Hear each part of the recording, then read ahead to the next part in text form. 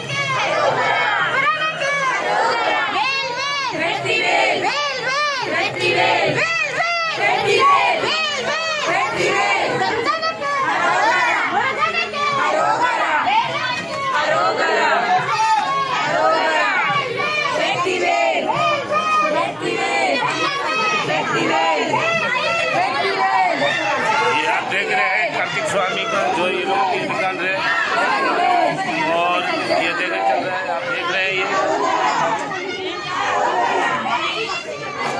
हमारे रामू भाई आप कुछ बोलना चाहेंगे?